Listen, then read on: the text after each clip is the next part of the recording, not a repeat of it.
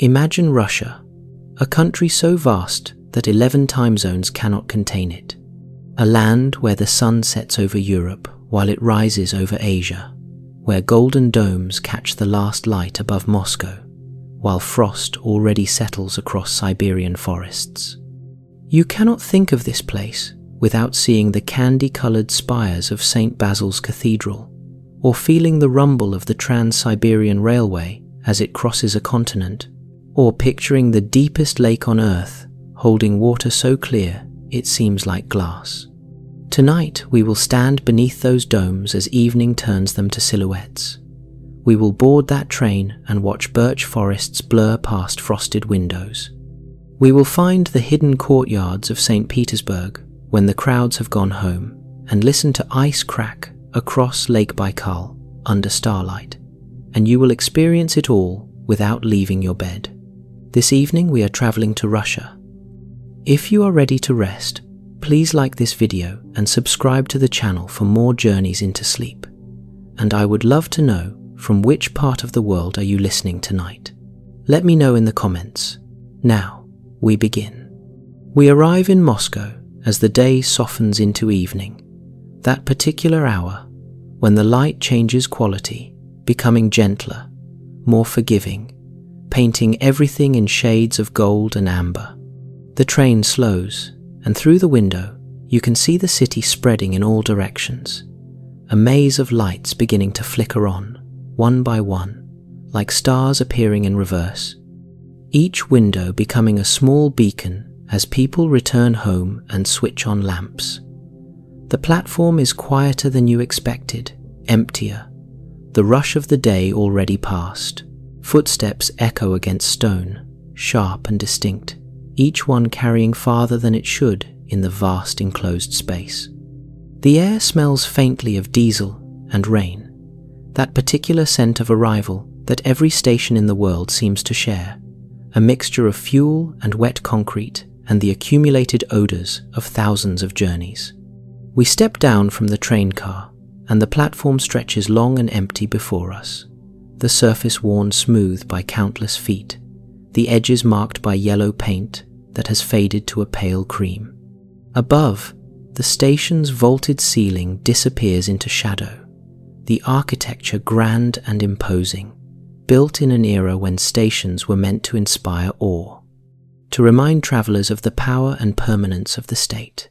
Somewhere far off, a clock strikes the hour, each chime floating through the space and fading before the next one comes, measured and patient. Moscow is waiting, and the city feels patient tonight, as if it has been doing this for centuries, welcoming travellers when the light grows dim and the rush of the day has finally passed into memory, as if this evening is no different from 1,000 others that came before and will come after. We walk from the station toward the centre, and the streets guide us without effort, the paths intuitive, the city revealing itself in layers. Red Square opens before us like a stage between performances, vast and empty, the cobblestones still holding the warmth of the day, radiating heat into the cooling air. The square is enormous, much larger than photographs suggest, and crossing it on foot takes several minutes, your footsteps the only sound, echoing off the surrounding buildings. The Kremlin walls rise dark red against the deepening sky, their colour somewhere between brick and blood, and atop them, the ruby stars have just begun to glow. 5 points of electric light that have watched over this square since the 1930s. Replacements for the imperial eagles that once crowned these towers.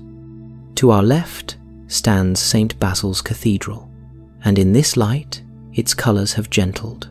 The bright greens and blues and reds that tourists photograph in daylight have become muted, softer, almost velvet in texture, as if the building has put on evening clothes.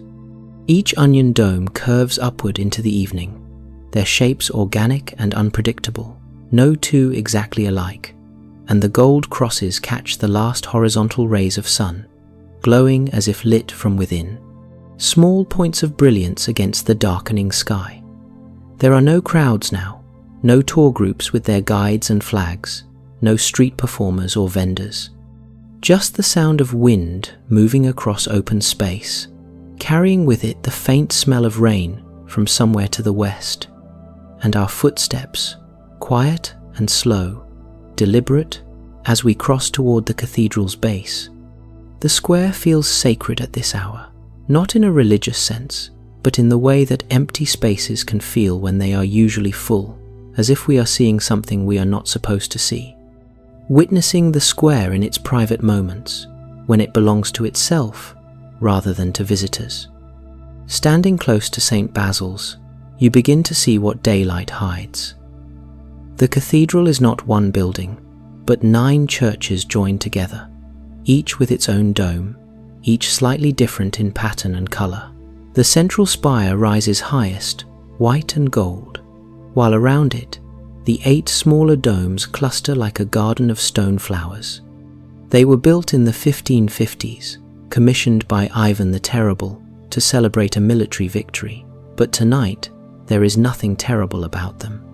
They look almost playful, as if someone had decided that a church could be a celebration itself, not just a place to celebrate in. The patterns on each dome are unique. One has spirals that twist upward, hypnotic in their repetition, drawing the eye toward the golden cross at the peak. Another has diamond shapes that interlock like scales on some mythical creature, each diamond outlined in a different color, creating a mosaic effect that seems to shift as you move around it. A third looks quilted, each section a different texture, some smooth, some raised, the surface catching light and shadow in unexpected ways. Up close, you can see the brickwork, how each colored section was built piece by piece, how the mortar between the stones has darkened with age, how centuries of weather have softened every edge. Your fingers trace the surface, and the brick is cool and slightly rough, and you notice small repairs, places where newer bricks have been inserted, their color not quite matching, evidence of the care required to maintain such a structure. The cathedral feels alive somehow, not static, but evolving, shaped by time and weather, and the hands of countless craftsmen who have worked to preserve it. We turn from the cathedral and face the Kremlin walls. They stretch for more than a mile, enclosing palaces and cathedrals and government buildings, all hidden behind these red brick fortifications. The walls are over 60 feet tall in places, thick enough that walkways run along the top where guards once patrolled. 20 towers punctuate the length of the wall, each one different, each one topped with a ruby star that glows against the darkening sky. The walls were built in the late 1400s, replacing wooden fortifications that had stood here for centuries before. Brick by brick, Italian architects, supervised by Russian craftsmen, raised these defenses, and they have stood ever since, through fires and invasions and revolutions, unchanging in their outline, even as everything within and around them transformed. Tonight, they feel less like a fortress and more like a boundary between times, a line that separates the modern city from the older world that still exists behind them, waiting in the courtyards and shadows. We pass through a gate, and the noise of the city falls away. Inside the Kremlin walls, the space opens into courtyards and pathways, buildings rising on all sides, their windows dark except for a few scattered lights. The cathedrals here are smaller than you might expect, almost intimate, their golden domes catching whatever light remains in the sky. Cathedral Square sits at the heart of the complex, surrounded by 3 churches that once served different purposes for the Tsars. One for coronations, one for marriages, one for burials. Their walls are white limestone, and in the evening they seem to glow faintly, as if they have absorbed sunlight all day and are now releasing it slowly back into the air. The square is silent, no footsteps but ours. The cobblestones are uneven, worn smooth by centuries of processions and ceremonies, and you can feel the slight dip and rise beneath your feet as you walk. Each stone settled at its own angle, none of them quite level anymore. Near one of the cathedrals, resting on a stone pedestal, sits the Tsar bell, the largest bell ever cast, and a bell that has never rung. It weighs over 400,000 pounds, taller than a 2-story building, its bronze surface decorated with relief images of saints and tsars. It was cast in the 1730s, intended to hang in a bell tower and be heard across all of Moscow, but it never made it that far. While it was still cooling in the casting pit, a fire broke out and water was thrown onto the flames. The sudden change in temperature cracked the metal, and a massive piece, weighing over 20,000 pounds, broke away from the rim. The bell was left in the ground for nearly a century before it was finally lifted and placed here, incomplete, silent, a monument to ambition that never quite succeeded. We stand beside it, and the surface is cool to the touch, the bronze darkened with age, the crack still visible running up one side like a scar. We leave the Kremlin as night settles fully over Moscow. Outside the walls, the city has transformed. Lights line the streets now, golden and white, and the river nearby reflects them in long shimmering columns. We walk toward the Moskva River, and the embankment is quiet. Just a few people walking dogs or standing alone, looking out over the water.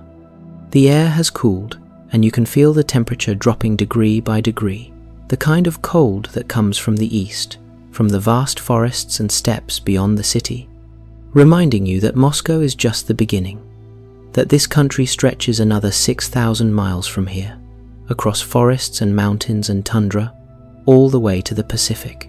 A bridge arches over the river ahead, and we cross it slowly, the water sliding dark and smooth beneath us, carrying the lights downstream. We descend into the metro, down escalators that seem to go on forever, dropping deeper into the earth than any subway you have known. The descent is measured and slow, the steps clicking beneath your feet in a steady rhythm, and as you go down, the temperature changes, growing cooler, the air taking on a particular quality, slightly metallic, slightly damp. Moscow's metro stations are not just tunnels with platforms. They are palaces built underground, each one different, each one designed with chandeliers and marble and mosaics, as if beauty belonged below the ground as much as above it. The station we enter is called Komsomolskaya, and its ceiling is a series of Baroque arches, each one framed in gold leaf that catches the light and seems to glow from within. And each arch is filled with mosaics depicting Russian military heroes, their faces stern and noble, their uniforms rendered in tiny tiles of colored glass. Chandeliers hang at intervals down the length of the platform, massive fixtures with dozens of bulbs, their light warm and yellow, casting soft shadows across the marble floor. The floor itself is polished to a mirror shine, reflecting the ceiling above, creating the illusion of infinite depth. The platform is nearly empty at this hour, just a few people waiting, scattered along its length, each one absorbed in their own thoughts. And the silence is broken only by the distant rumble of an approaching train. When the train arrives, it does so with a rush of air that pushes through the tunnel, carrying the scent of ozone and metal, and the doors open with a pneumatic hiss. We step inside, and the car is quiet. Just a few passengers seated at the far end, their faces tired, and as the train begins to move, the stations flash past, each one a glimpse of different beauty. Different colors and designs, some with stained glass, some with sculptures, some with walls covered entirely in decorative tiles, before the tunnel swallows the view again, and we are left with only our reflections in the dark windows. We surface on the western edge of Moscow, where the city gives way to parks and water. Novodevichy Convent sits behind white walls, its domes visible above the trees, catching the moonlight. The convent was founded in the 1520s, a fortress and a sanctuary, a place where noble women retired from the world, sometimes by choice, sometimes not. The walls are crenellated like a castle, and corner towers rise at intervals, their red brick contrasting with the white limestone of the main buildings. Inside the walls, the grounds are peaceful. Pathways wind between small chapels and the main cathedral, and everything is quiet except for the sound of leaves moving in the breeze. The cathedral's domes are white and gold, their surfaces smooth and reflecting the stars. We stand in the courtyard, and the sense of seclusion is complete, as if the city beyond these walls does not exist, as if time here moves at a different pace. We return to the river, following its curve through the city. The Moskva River is not wide, no more than 300 feet across in most places, but it defines the city's shape, curving through neighborhoods and under bridges, carrying boats and barges during the day, reflecting the city's lights at night. In winter, it freezes solid, and people walk across it, cutting straight paths between banks that would require long detours by road. But tonight, in the warmer months, the water flows smooth and dark, and the embankment on both sides has been turned into a promenade. Trees line the path, their leaves rustling overhead, and benches face the water at intervals. We sit on one, watching the lights on the opposite bank shimmer and blur in the current. A tour boat passes, nearly empty, its windows glowing warm yellow, and the sound of its engine fades slowly as it moves downstream and out of sight. We walk into the old city, to a street called the Arbat, one of the oldest in Moscow, a pedestrian lane lined with buildings painted soft colors, yellows and pinks and blues, their facades decorated with intricate moldings and balconies. During the day, the Arbat is crowded with street performers and artists selling portraits and tourists shopping for souvenirs. But at night, when the shops have closed and the crowds have gone, the street becomes something quieter, a place to walk and look at architecture, to notice the details that the bustle hides. Many of the buildings date back to the 19th century, built after a fire destroyed much of the neighborhood in the 1812 invasion. They were designed in the Empire style, with columns and pediments and symmetry, and though some have been repainted and renovated, their bones remain the same. We walk slowly down the center of the street, our footsteps the only sound, and the windows above are mostly dark, just a few showing light where someone is still awake, reading perhaps, or looking out at the empty street below. Halfway down the Arbat, a small museum occupies one of the buildings. This was where Alexander Pushkin, Russia's most beloved poet, lived briefly with his wife in the 1830s, just before his death. The apartment has been preserved, its rooms furnished as they might have been, with writing desks and bookshelves and portraits on the walls. At night, the museum is closed, but you can imagine the rooms inside, the poet sitting by candlelight, pen in hand, writing the verses that would define Russian literature. Pushkin died young, killed in a duel at 37, but his words outlived him, memorized by generations of schoolchildren, quoted in conversation, woven into the fabric of the language itself. The building's facade is modest, painted a soft yellow, with tall windows that would have let in morning light. We stand outside for a moment, looking up, thinking about the man who lived here, who walked these same streets, who saw this city in its earlier form, before the revolution, before the wars, when it was still the capital of an empire. The hour grows late, and we make our way back toward the train station. Moscow has shown us its evening face, its monuments and rivers and streets emptied of crowds, return to themselves. The air has grown colder, and you can see your breath now, small clouds that dissipate as quickly as they form. The streets are wider here, built for parades and processions, and the buildings rise tall on either side, their windows reflecting streetlights. Somewhere in the distance, a church bell tolls the hour, and the sound carries through the quiet, measured, and slow, each tone hanging in the air before fading. We reach the station, its facade lit in warm gold, and inside, the departure boards click and change, showing trains leaving for cities across the country, names you recognize and names you have never heard. Our train is waiting on platform 9, the Trans-Siberian, bound east, and we board as the final passengers arrive, finding our compartment and settling in as the train begins to move. The Trans-Siberian Railway is the longest continuous rail line in the world, stretching over 5,700 miles from Moscow to Vladivostok, crossing 7 time zones, connecting Europe to the Pacific. It was built in stages between 1891 and 1916, a project that required thousands of workers, engineers, and laborers, laying track through forests and over rivers, blasting tunnels through mountains, building bridges across gorges.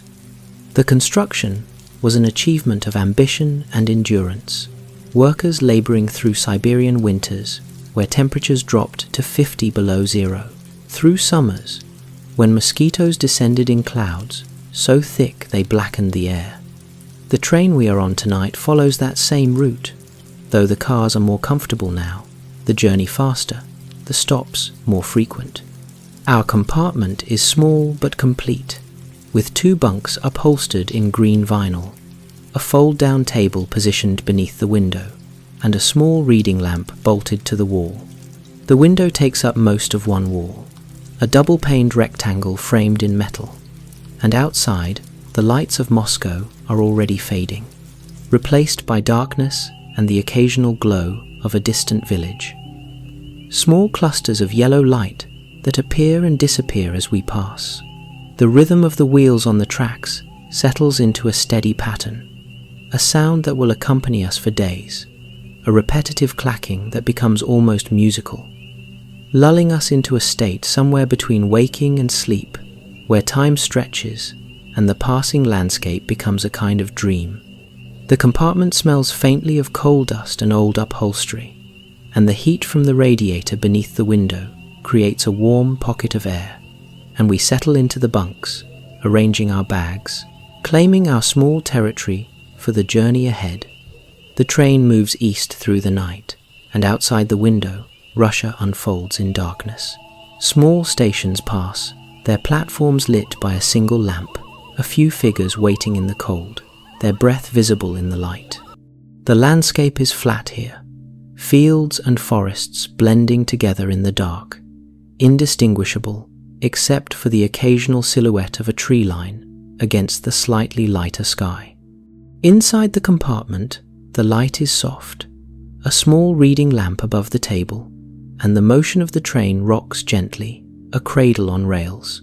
We lie in the bunks and watch the darkness pass, and sometimes there are lights, a farmhouse far off, or a town glowing on the horizon, but mostly there is just the night, vast and empty, the kind of emptiness that feels not lonely but peaceful, a reminder of how much space still exists in the world, how much land lies between cities, unclaimed by anything but trees and grass and the occasional wandering animal.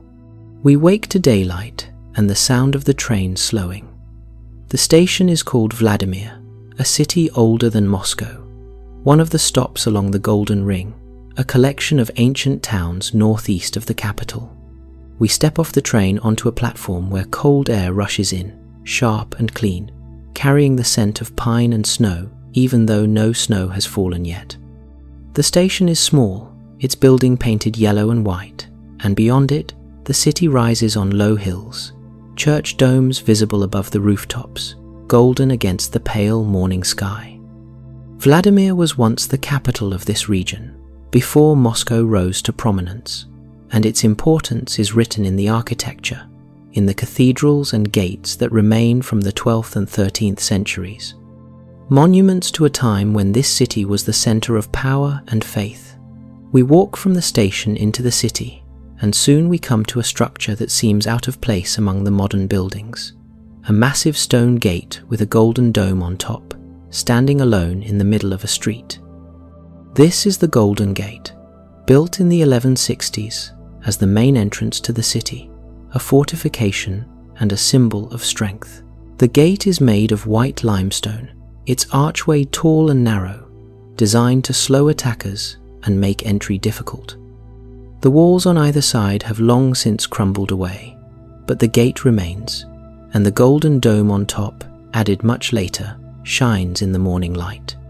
We walk through the archway, and the stones are cool and damp, the walls thick enough that the passage feels like a tunnel. And on the other side, the city spreads out before us, a mix of old and new. Wooden houses with carved shutters standing next to Soviet-era apartment blocks. At the highest point in Vladimir, overlooking the river valley, stands the Assumption Cathedral, one of the most important churches in medieval Russia. It was built in the 1160s, and its white limestone walls rise clean and vertical, topped with 5 golden domes arranged in a cross pattern. The interior is vast, the ceiling supported by columns that seem too slender for the weight they carry, and the walls are covered in frescoes painted by Andrei Rublev, one of Russia's greatest icon painters. In the early 1400s, the frescoes depict scenes from the Bible, angels and saints, and moments of divine intervention, and the colors, though faded with age, still glow in the light that filters through the narrow windows. We stand inside, and the space feels both immense and intimate, the kind of architecture that makes you aware of your own smallness, but also of your place within something larger, something that has continued for centuries and will continue long after. We return to the station as the afternoon softens. Vladimir has shown us its history, its monuments standing as evidence of a time when this city mattered more than Moscow, when princes and bishops lived here and made decisions that shaped the region. But that time is long past, and now Vladimir is quiet, a place people visit to see what remains, to touch stones laid 800 years ago, to stand in churches where generations have prayed. The train arrives on time, and we board, finding our compartment again, settling in as the city slides past the window and gives way to forests. The trees here are birch, their white trunks clustered close together, their leaves beginning to turn yellow with the approach of autumn. The forest stretches for miles, unbroken, and the train cuts through it like a thread through fabric, straight and steady, carrying us deeper into the country. Birch trees cover much of western Russia, their white bark peeling in thin layers like paper, their leaves small and trembling in even the slightest breeze. In Russian culture, the birch is a symbol, representing purity and resilience, appearing in folk songs and poems, in paintings and stories, woven into the national consciousness as deeply as any monument or river. The trees grow quickly, colonizing clearings and abandoned fields, and they are often the first to return after a fire or a logging operation, pioneers reclaiming the land. Their bark is waterproof and was used for centuries to make containers and roofing, peeled carefully in sheets and stitched together. And their sap, harvested in early spring when the snow is melting and the trees are beginning to wake, is sweet and drinkable, collected by tapping the trunks and catching the clear liquid in buckets. We watch the forest pass outside the window, and the trees seem endless, a blur of white and yellow, the trunks flashing by so quickly they create a strobing effect, hypnotic and mesmerizing. The leaves are beginning to turn with the approach of autumn, their green fading to gold, and in certain light, when the sun breaks through the clouds, the entire forest seems to glow, lit from within. Occasionally we see a clearing with a small wooden house, smoke rising from a chimney in a thin vertical line, a reminder that people live in these forests, have always lived here, finding ways to survive and thrive in the cold and the isolation. The houses are simple, logs notched together and chinked with moss, their roofs covered with turf or wooden shingles, and around them small gardens grow, vegetables and flowers struggling against the short growing season. The forest provides everything, wood for building and burning, mushrooms and berries for food, and the birch trees themselves, generous in their offerings, giving bark and sap and shelter to those who know how to ask. The train stops in Yaroslavl, a city on the Volga River, the longest river in Europe, flowing over 2,000 miles from its source northwest of Moscow, all the way south to the Caspian Sea. Yaroslavl sits at a bend in the river, its waterfront lined with churches and monasteries, their domes clustered together like a congregation. The city was founded over 1,000 years ago, and legend says it was named after Yaroslav the Wise, a prince who killed a bear that roamed the area and claimed the land for settlement. The bear remains the city's symbol, appearing on its coat of arms, a reminder of that founding myth. We walk along the embankment, and the river is wide here, its surface smooth and grey, moving slowly south. Across the water, the far bank is low and green, fields and forests stretching to the horizon, and the sense of space is overwhelming. The sky and the land meeting in a line so distant it seems to curve with the earth. In the center of Yaroslavl, on a square surrounded by trees, stands the Church of Elijah the Prophet, a masterpiece of 17th century Russian architecture. The church is painted white with green accents, its 5 domes arranged symmetrically, each one topped with a gold cross that catches the light. The walls are covered in tiles, decorative panels that depict saints and biblical scenes, and the level of detail is extraordinary, each tile hand-painted, each one unique. Inside, the frescoes are among the finest in Russia, covering every surface, walls and ceilings and columns, a riot of color and imagery that tells the story of the Bible from creation to apocalypse. We stand in the center, turning slowly, and it is impossible to take it all in. Too much to see, too much beauty compressed into one space, and the effect is almost overwhelming. A reminder of the devotion and skill that went into creating places like this, where worship and art became inseparable. The train continues north to Rostov-Veliki, one of the oldest cities in Russia, mentioned in chronicles as far back as the 8th 60s. The city is small, its population less than 30,000, but its Kremlin is among the most beautiful in the country, a complex of churches and towers and walls built in the 17th century. We arrive in the evening, and the Kremlin sits beside a lake, its white walls glowing in the fading light, its domes painted in intricate patterns, greens and golds and blues arranged in scales and spirals. The Kremlin was not originally a fortress, but a residence for the Metropolitan, the leader of the church in this region, and it was designed to impress, to demonstrate the power and wealth of the church at a time when faith and politics were inseparable. We enter through the main gate, and the courtyard opens before us, churches on all sides, their walls connected by covered walkways, and the sense of enclosure is complete, a world within walls. Rostov is famous for its bells, a collection of 15 bells housed in a tower within the Kremlin, each one with its own tone, its own name, its own place in the musical arrangements that have been played here for centuries. The bells range in size from small, weighing a few pounds, to massive, weighing over 60,000 pounds, and together they create a sound that is unique, a resonance that carries across the lake and over the town. Bell ringing in Russia is not random, but carefully composed, with specific patterns and rhythms for different occasions, for feast days and funerals, for celebrations and calls to prayer. We stand beneath the tower, and though the bells are silent now, you can imagine the sound, the deep tones and the high tones blending, the vibrations felt as much as heard, a music that fills the air and the body simultaneously. The bells are works of art, their surfaces inscribed with prayers and dedications, their metal darkened with age, and they hang from massive wooden beams that creak slightly with the movement of air. We leave Rostov and travel to Suzdal, a town so well preserved it feels like a living museum.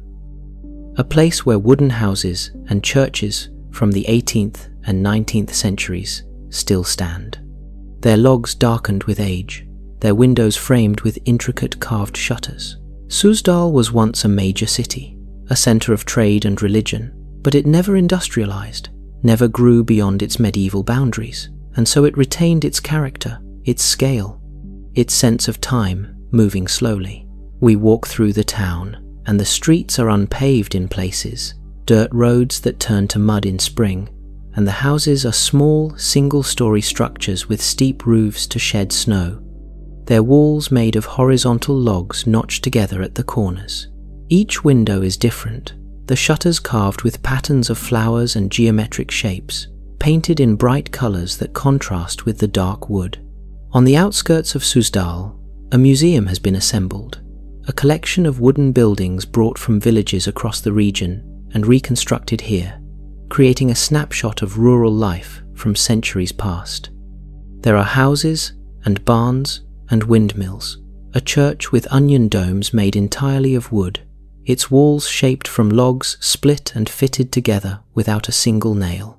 The craftsmanship is extraordinary. Each log is hewn smooth, each joint precise, and the structures have stood for hundreds of years, surviving fires and storms and the simple passage of time. We walk through the museum grounds, entering the buildings, seeing the interiors with their low ceilings and small windows, the furniture simple and functional, benches and tables and storage chests, everything made by hand. The air inside smells of old wood, a scent that is warm and dry, and you can imagine families living here, working through the long winters, telling stories by firelight, waiting for spring. We return to the Trans-Siberian line, boarding at a station where the platform is nearly empty, just a few people waiting in the cold.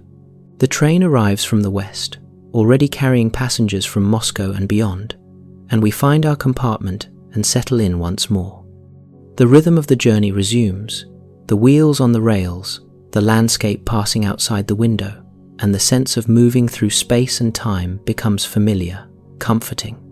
The forests continue, birch giving way to pine, the trees taller and darker, and the clearings between them grow less frequent, the settlements smaller and farther apart. We are moving into Siberia now, into the vast interior of the country, where distances are measured in thousands of miles and the population thins to almost nothing. The Ural Mountains mark the traditional boundary between Europe and Asia, a low range of worn peaks that runs north to south for over 1,500 miles. The train climbs gradually, the tracks winding through valleys and along ridges, and at the highest point, a small monument marks the continental divide, a stone obelisk with plaques in Russian and English. We pass it in the night, too dark to see, but the knowledge of crossing from one continent to another adds weight to the journey, a sense of passing a threshold. The Urals are ancient mountains, among the oldest on Earth, worn down by hundreds of millions of years of erosion, and they are rich in minerals, iron and copper, and precious metals, mined here since the 1700s. The towns along the railway owe their existence to these mines, built to house workers and process ore, and many have grown into cities, though others have shrunk as the mines closed and the work moved elsewhere. We stop in Yekaterinburg, the largest city in the Urals, a place where industry and history intersect. The city was founded in the 1720s as a metallurgical center, named after Catherine I, wife of Peter the Great, and it grew rapidly, fueled by the demand for iron and steel. But Yekaterinburg is also known for a darker moment in history. In 1918, Tsar Nicholas II and his family were executed here, in the basement of a house that no longer exists, marking the end of the Romanov dynasty. A church now stands on the site, the Church on the Blood, its white walls and golden domes, a memorial to the family and a reminder of the violence that accompanied the revolution. We walk past it in the early morning, and the church is quiet, its doors closed, but the weight of what happened here lingers, unavoidable. East of the Urals, the landscape changes. The forests grow denser, the clearings fewer, and the towns are small, often just a cluster of wooden houses and a single paved road. This is Siberia, a word that carries connotations of cold and isolation, of exile and emptiness, but also of beauty and vastness, of forests that stretch unbroken for thousands of miles, of rivers that flow north to the Arctic, of a land that remains largely unchanged by human presence. The train moves through this landscape at a steady pace, and outside the window, The trees blur together, pine and spruce and larch, their branches heavy with needles, their trunks straight and close together. Occasionally, we pass a clearing with a small village, smoke rising from chimneys, laundry hanging on lines, children playing in the dirt. But these moments are brief, and then the forest closes in again, unbroken. The forest that covers Siberia is called the taiga, the largest forest in the world, stretching across Russia and into Canada, a belt of coniferous trees that circles the northern part of the planet. The taiga is cold, the growing season short, and the trees are adapted to survive long winters with little light and temperatures that can drop below -50 degrees Fahrenheit. The forest floor is covered in moss and lichen, and in some places the ground is permanently frozen, permafrost that never thaws, even in summer. Animals live here, brown bears and wolves and lynx, though they are rarely seen, and the forest feels empty, silent except for the wind moving through the branches and the occasional call of a bird. We watch this forest pass outside the window for hours, and the sameness becomes hypnotic, the endless repetition of trees and sky, a landscape that seems to exist outside of time. We arrive in Novosibirsk, the largest city in Siberia, built at the point where the Trans-Siberian Railway crosses the Ob River. The city is just over 100 years old, founded as a construction camp for the railway, and growing rapidly as the line was completed. Novosibirsk is industrial, its skyline dominated by factories and apartment blocks, but it is also a center of science and education, home to Akademgorodok, a scientific research town built in the 1960s to attract scientists and researchers to Siberia. We walk through the city in the evening, and the streets are wide and straight, laid out on a grid, and the buildings are utilitarian, concrete and brick, designed for function rather than beauty. The Ob River flows through the center, wide and slow, and a bridge connects the two sides, its lights reflecting on the water.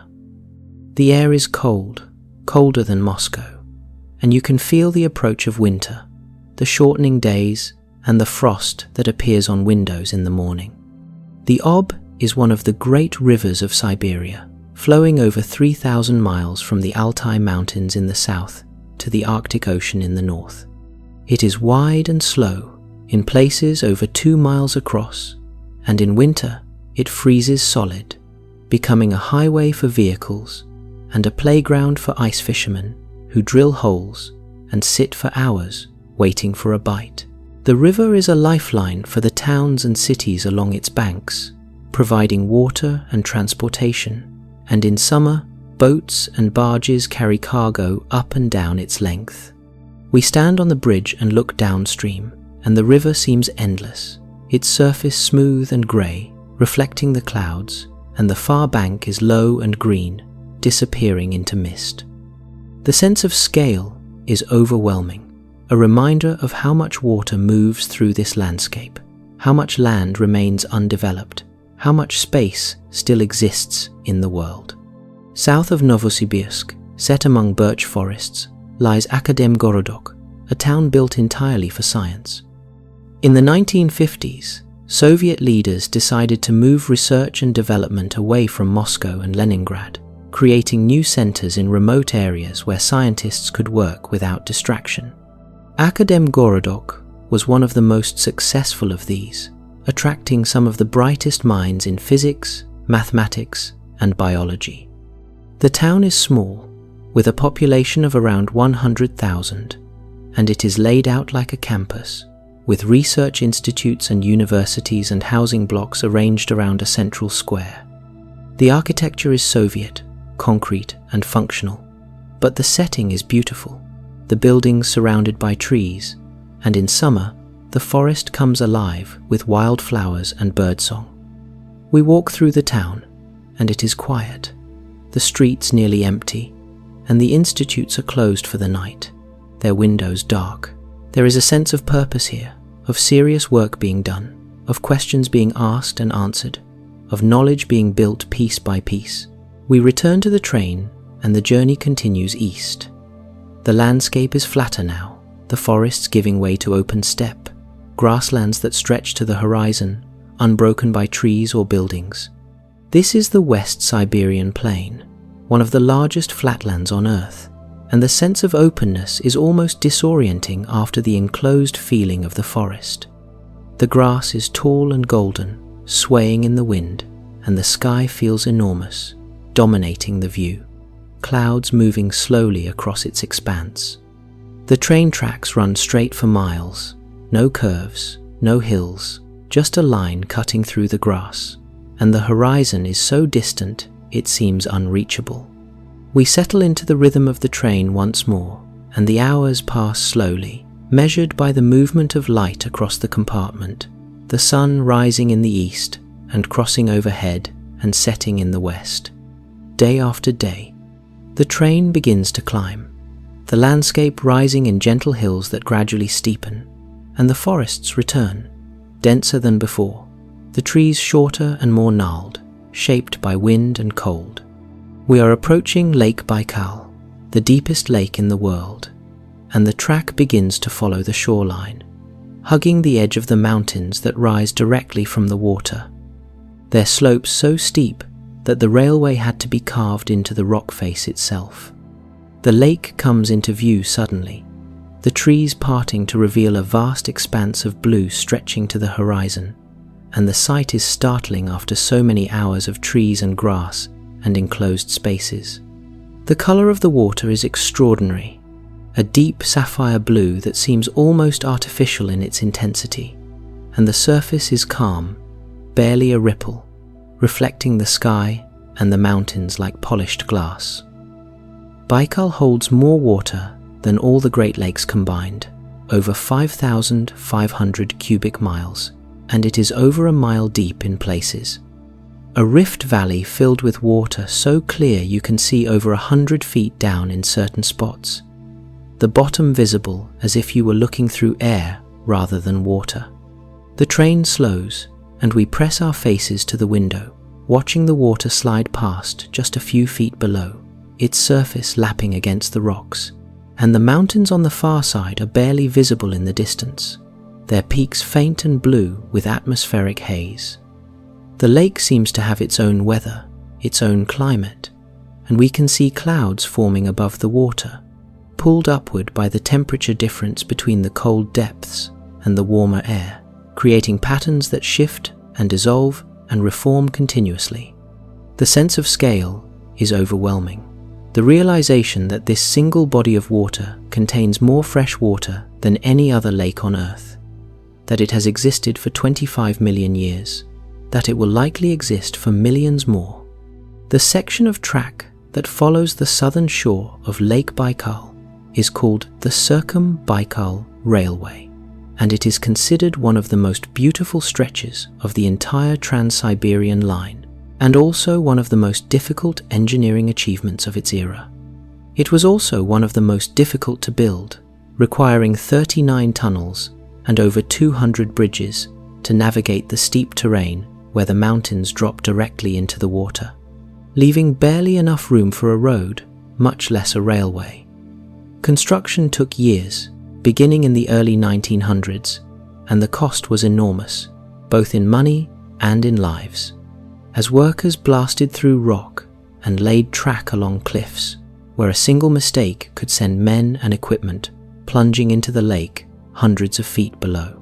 The workers were a mix of convicts, soldiers, and paid laborers, and they worked in conditions that ranged from merely difficult to nearly impossible. Through Siberian winters, when the cold froze the tools in their hands, and through summers, when the rock became so hot it burned to touch. The train moves slowly here, and through the window you can see the lake just a few feet below, its surface lapping against the rocks, the water so clear you can see stones on the bottom even at depth. And above, the mountains rise steep and forested, their peaks dusted with snow even in summer, their slopes covered in pine and larch. The tunnels are short but frequent, plunging the compartment into darkness for a few seconds before emerging into light again. And each time we exit a tunnel, the view has changed, a new angle on the lake, a different configuration of mountains and water and sky. The bridges are narrow, single-track structures of steel and stone, and as we cross them, the water is visible below through gaps in the ties, rushing past, and the sense of height is visceral, your stomach tightening involuntarily, even though you are safely inside the train. The entire section feels precarious, as if the railway is clinging to the mountainside by will alone, and yet it has stood for over a century, carrying countless trains, surviving earthquakes and landslides and the simple, relentless pressure of time. Lake Baikal is ancient, over 25 million years old, making it the oldest lake on Earth. Most lakes last only a few thousand years before they fill with sediment or drain away. But Baikal sits in a rift valley, a crack in the Earth's crust that is slowly widening, and this geological activity keeps the lake deep and clear. The water is cold, even in summer, rarely rising above 50 degrees Fahrenheit, and it is so pure that it was once used as a standard for measuring water quality. The lake is home to species found nowhere else on Earth, over 2,000 of them, including the Baikal seal, the only freshwater seal in the world, and the golomyanka, a translucent fish that gives birth to live young. We watch the lake pass outside the window, and it seems timeless, unchanging, a body of water that has existed longer than mountains, longer than forests, a presence that feels almost geological in its permanence. The train stops in Irkutsk, a city on the Angara River, just west of Lake Baikal. Irkutsk was founded in the 1660s as a Cossack outpost, a base for exploring and controlling the vast territories of Siberia, and it grew into a major trading center, a place where furs and timber and gold changed hands.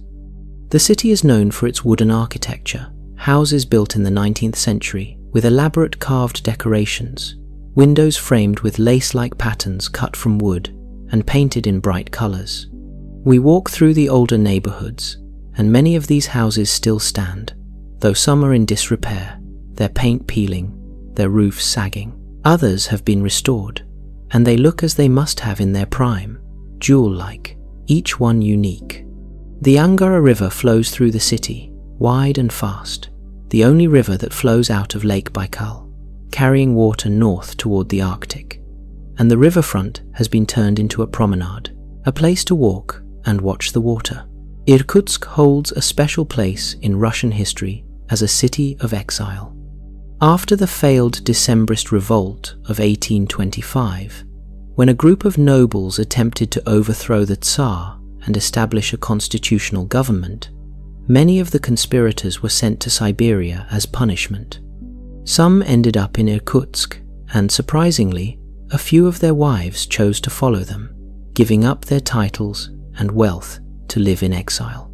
Houses where these Decembrists lived have been preserved as museums, and we visit one, a wooden structure painted yellow with small rooms and low ceilings. Inside, the furniture is simple, the walls decorated with portraits and letters, and there is a sense of quiet dignity, of people making the best of a difficult situation, of love and loyalty outlasting punishment. The house is peaceful, the kind of place where you can imagine conversations over tea, books being read aloud, a life that continued despite hardship. We leave Irkutsk, and the train turns away from Lake Baikal, heading northeast into the mountains. The landscape becomes more rugged, the valleys deeper, the rivers faster, and the towns smaller and farther apart. This is the heart of Siberia, a region where winter lasts 7 months and summer is brief and intense, where the sun barely rises in December and barely sets in June. The train climbs steadily, following river valleys, crossing passes, and the air grows colder, the trees shorter, and eventually the forest gives way to tundra, a landscape of low shrubs and grasses, of permafrost and ice. We are moving toward Yakutsk, one of the coldest cities on Earth, a place where the temperature can drop to minus 60 degrees Fahrenheit in winter, where the ground is frozen year-round, where buildings are built on stilts to prevent their heat from melting the permafrost beneath them. Yakutsk sits on the Lena River, over 400 miles south of the Arctic Circle, and it is the capital of the Sakha Republic, a region larger than India, but with a population of less than 1 million. The city is built on permafrost, ground that has been frozen for thousands of years, and this presents unique challenges. Buildings cannot be constructed directly on the ground because the heat from the structure would melt the permafrost, causing the foundation to sink and the building to collapse. Instead, structures are built on stilts with a gap of several feet between the ground and the floor, allowing cold air to circulate and keep the permafrost frozen. We walk through the city, and the architecture reflects this necessity. Every building elevated, the space beneath visible, and in winter, the gap fills with snow, insulating the ground further. The city feels isolated, surrounded by tundra and forest, connected to the rest of the world mainly by air, and the sense of remoteness is palpable. In Yakutsk, there is a museum dedicated to permafrost, and it is located underground, carved into the frozen ground itself. We descend into the museum, and the temperature drops immediately, the air cold and dry, and the walls are ice, not walls built of ice, but the permafrost itself, exposed and preserved. The museum displays samples of ice cores drilled from deep beneath the surface, showing layers of sediment and organic material that have been frozen for tens of thousands of years. There are also preserved specimens, animals that died in the Ice Age and were frozen in the permafrost, their bodies intact, their fur and skin and muscle still present. The most famous are the mammoths, massive creatures that once roamed this landscape, and seeing their remains, you realize how recently they existed, how close we are in time to an era when the Earth was a very different place. The Lena River is one of the longest in the world, flowing over 2,800 miles from the mountains south of Lake Baikal to the Arctic Ocean. For much of its length, the river is wild, untamed by dams or development, and it floods every spring as the ice melts, spreading across the tundra and creating vast wetlands that serve as breeding grounds for migratory birds. In Yakutsk, the river is wide, over 1 mile across in places, and in summer, boats carry cargo up and down its length. But in winter, the river freezes solid and vehicles drive across it, creating temporary roads that disappear when the ice breaks up in spring. We stand on the riverbank, and the water is brown with sediment, flowing fast and cold, and the far shore is low and marshy, stretching to the horizon, and beyond it, the tundra, flat and treeless, extends for hundreds of miles. We return south to rejoin the main line of the Trans-Siberian, and the train continues east, crossing vast distances where the only signs of human presence are the occasional village or logging camp.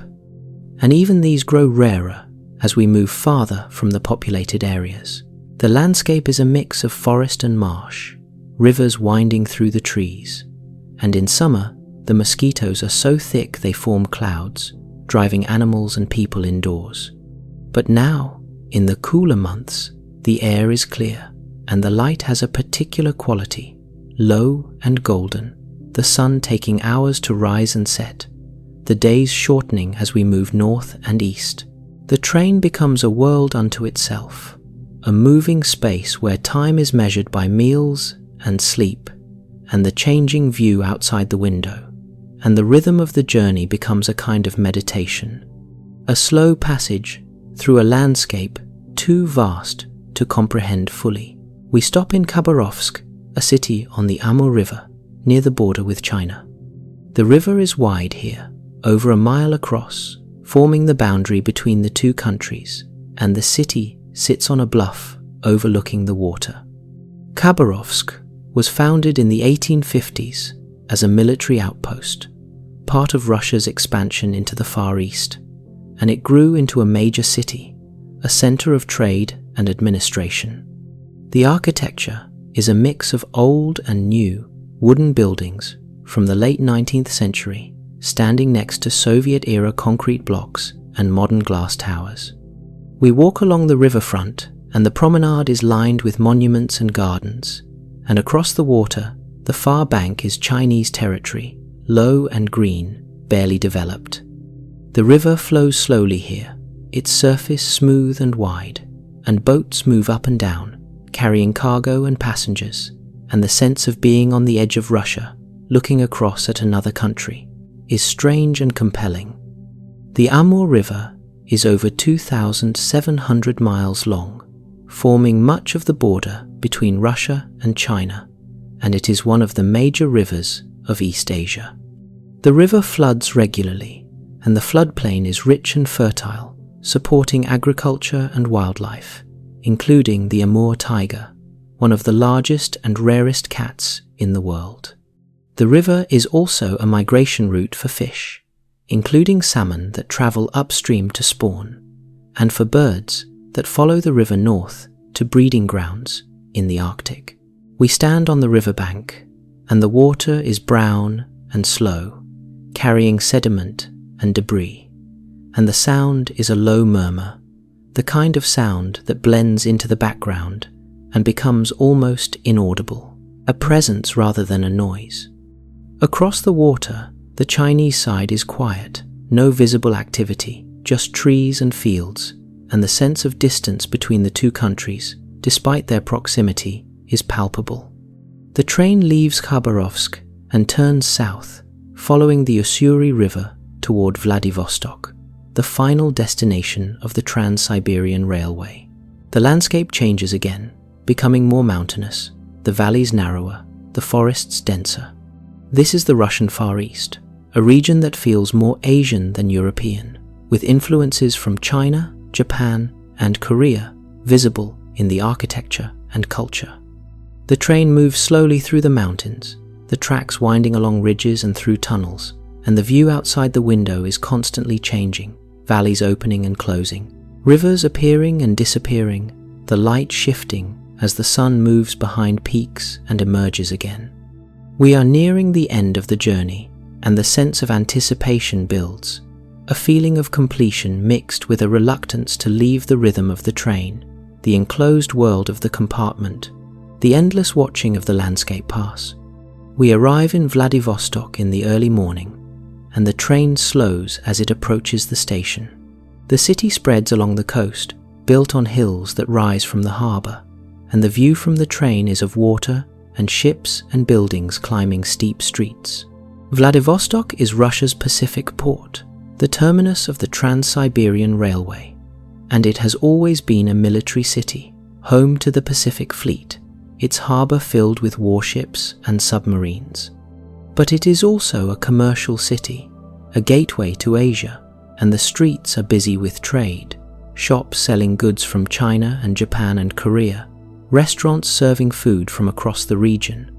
We step off the train onto the platform, and the air smells of salt and diesel and fish, the scent of a port city, and the sound of gulls echoes overhead.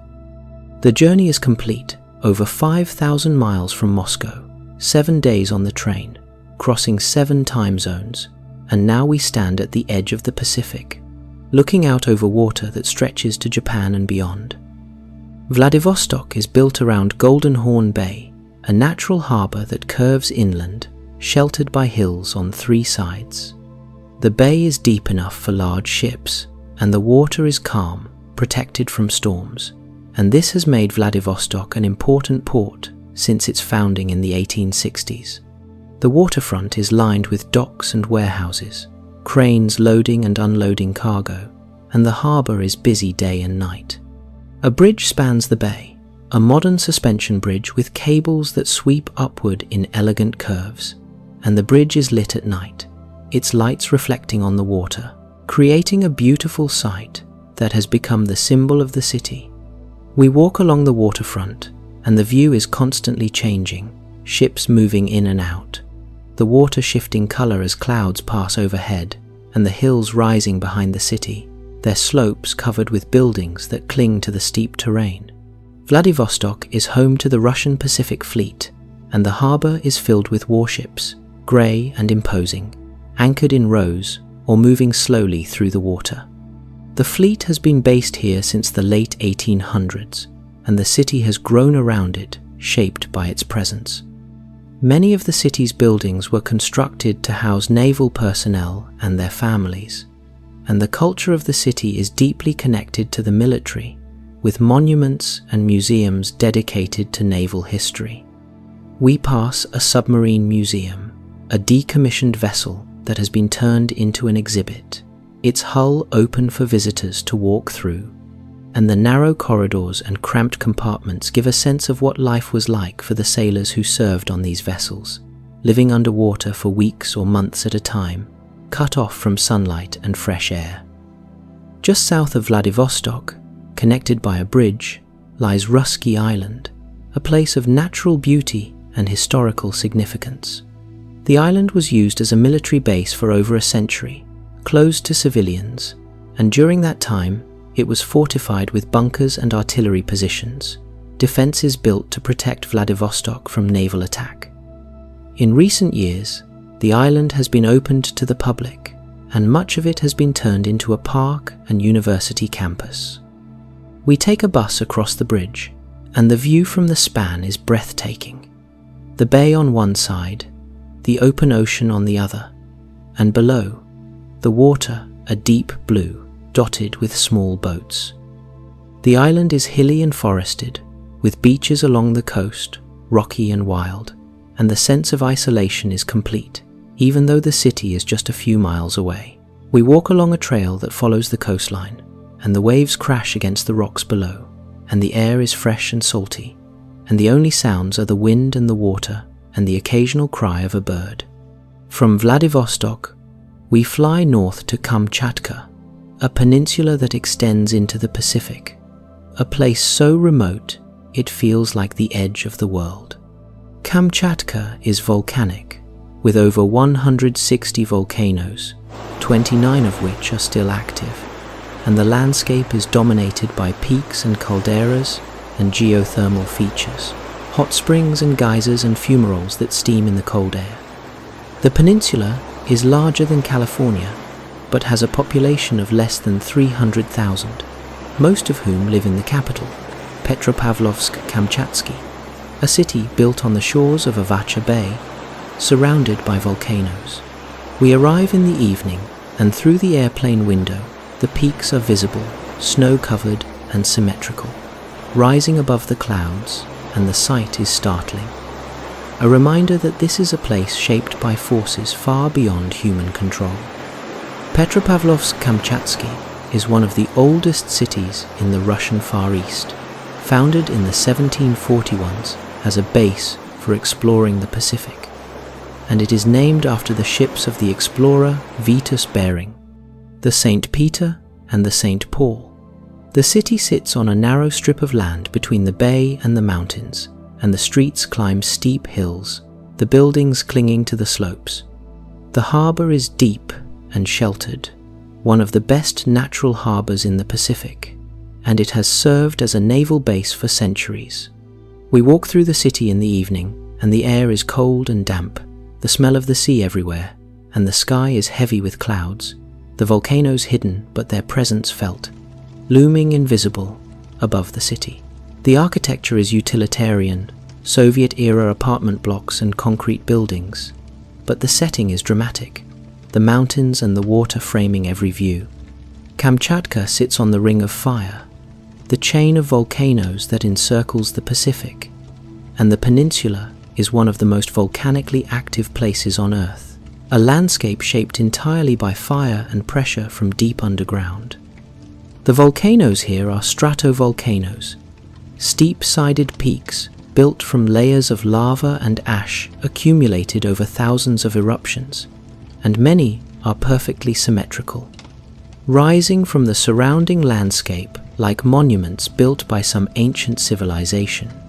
The most famous is Klyuchevskaya Sopka, the tallest active volcano in Eurasia, rising over 15,000 feet, its summit often hidden in clouds that cling to the peak like a crown. Eruptions are frequent but rarely catastrophic, mostly producing ash plumes that drift for hundreds of miles and lava flows that move slowly down the slopes, glowing red in the darkness, gradually cooling and hardening into new layers of rock. We take a helicopter tour over the peninsula, and from the air, the landscape is surreal, almost alien in its strangeness.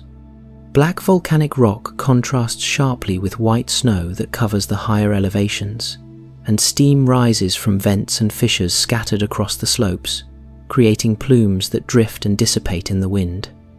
Lakes of brilliant turquoise fill calderas, their color coming from minerals dissolved in the water, and the contrast between the bright blue water and the black rock surrounding it is striking, almost painful to look at in its intensity.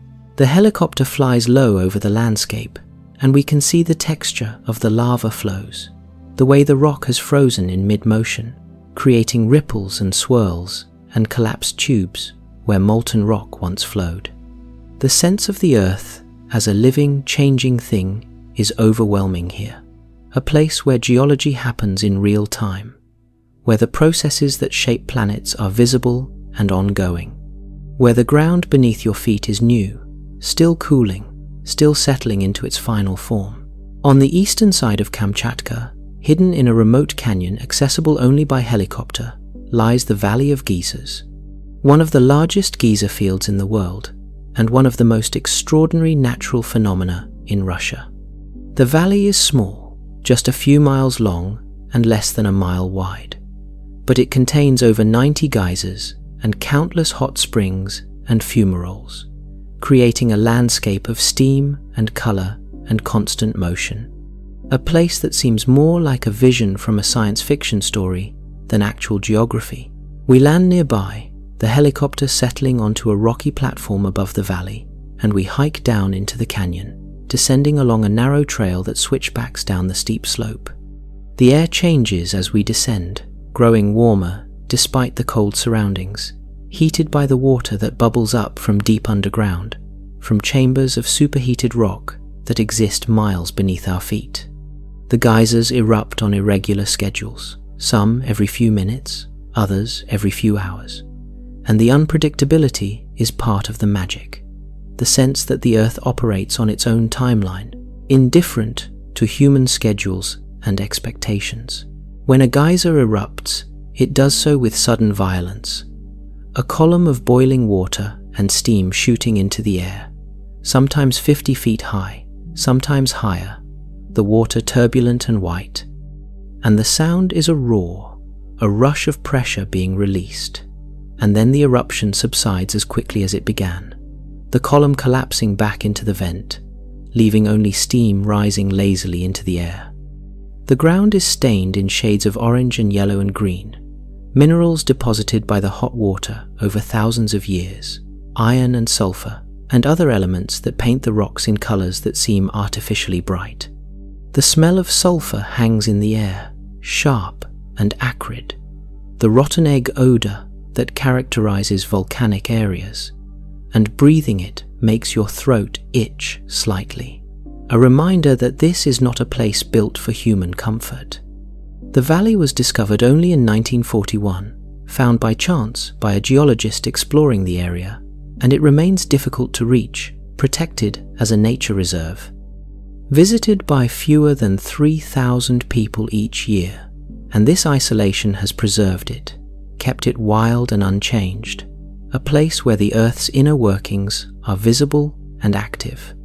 Kamchatka is home to one of the largest populations of brown bears in the world, estimated at over 20,000 individuals.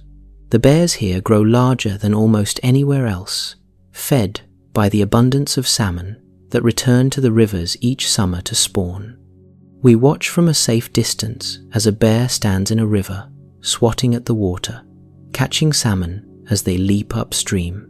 The bear is massive, its fur thick and dark, and it moves with surprising grace, balancing on slippery rocks, its attention focused entirely on the fish. After catching a salmon, the bear carries it to the shore, eating only the most nutritious parts, the brain and the eggs, and leaving the rest for scavengers. The river is full of bears, each one claiming a spot, and they mostly ignore each other, focused on feeding, building up fat reserves for the long winter ahead. The scene is ancient, a pattern that has repeated for thousands of years, unchanged by the modern world. Much of Kamchatka is protected as nature reserves, and the largest is Kronotsky, a wilderness area covering over 4 million acres, accessible only by helicopter or boat. The reserve encompasses volcanoes and glaciers and coastline, and it is home to a remarkable diversity of wildlife, not just bears, but also reindeer, wolverines, sea otters, and Steller's sea eagles, one of the largest eagles in the world. We fly over the reserve, and the landscape is untouched. No roads or buildings, just mountains and forests and rivers winding through valleys. The coastline is rugged, cliffs dropping directly into the Pacific, and the waves crash against the rocks, sending spray high into the air. In sheltered bays, sea otters float on their backs, using rocks to crack open shellfish, and along the shore, colonies of seals bask in the sun. The reserve feels like a glimpse of the earth before humans, a place where nature follows its own rhythms, undisturbed. South of Kamchatka, stretching toward Japan, lies the Kuril Islands, a chain of volcanic islands that forms the boundary between the Sea of Okhotsk and the Pacific Ocean. The islands are remote and sparsely populated, most of them uninhabited, and they are shrouded in fog for much of the year, giving them an eerie, otherworldly quality. We take a boat to one of the islands, and the journey is rough, the waves high, and the wind cold, and the island appears slowly through the mist, a dark mass of rock and forest rising from the sea. The shore is rocky, with no natural harbour, and we land in a small inflatable boat, pulling it up onto the beach. The island is silent, except for the wind and the waves, and the air smells of salt and kelp. Volcanic peaks rise in the interior, their summits hidden in clouds, and steam rises from vents on the slopes, creating plumes that drift and dissipate. The islands are part of a territorial dispute, claimed by both Russia and Japan, but for now, they remain mostly empty, visited only by scientists and fishermen. We leave the Pacific coast and fly west, crossing the entire width of Russia, over Siberia and the Urals and the plains of European Russia, until we reach the Caucasus, the mountain range that forms the southern border of the country, separating Russia from Georgia and Azerbaijan. The Caucasus is young as mountains go, tall and sharp, with peaks rising over 18,000 feet, including Mount Elbrus, the highest mountain in Europe. The flight takes hours, and through the window, the landscape changes slowly, forests giving way to farmland, rivers widening and slowing, cities appearing and disappearing. We land in Sochi, a city on the Black Sea coast, and the climate is immediately different, warmer and more humid, subtropical, with palm trees and gardens and beaches. The change is startling after the cold of Siberia and Kamchatka, a reminder of the country's incredible diversity, spanning climates and ecosystems that seem to belong to different worlds. Sochi is Russia's most famous resort city, a place where the mountains meet the sea, where snow-capped peaks are visible from beaches lined with palm trees. The city stretches for over 90 miles along the coast, a narrow strip of land between the water and the mountains, and it has been a destination for Russians seeking warm weather and relaxation since the 19th century.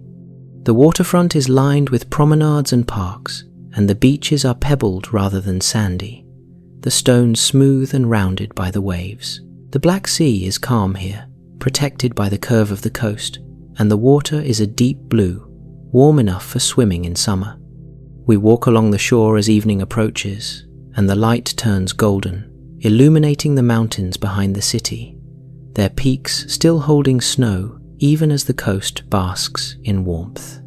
The Caucasus Mountains rise abruptly behind Sochi, a wall of rock and ice that creates a dramatic backdrop for the city.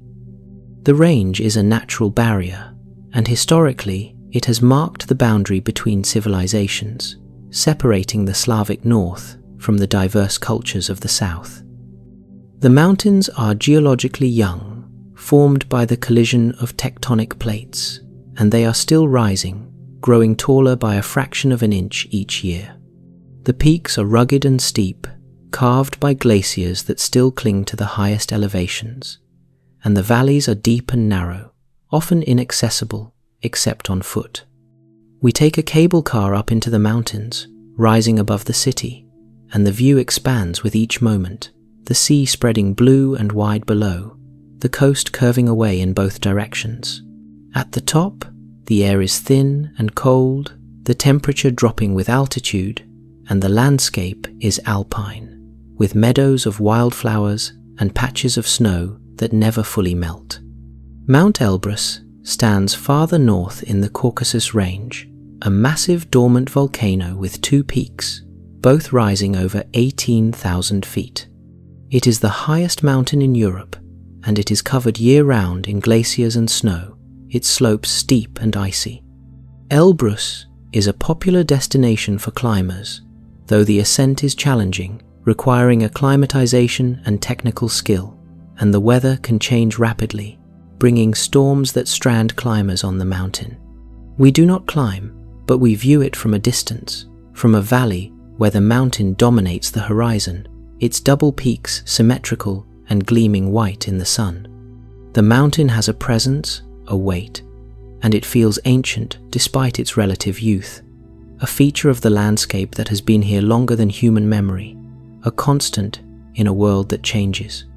The Caucasus region is home to an extraordinary diversity of ethnic groups and languages, more than anywhere else in Russia.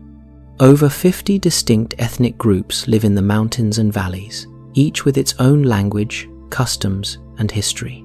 Some of these languages are spoken by only a few thousand people, preserved in isolated villages where the modern world has barely penetrated.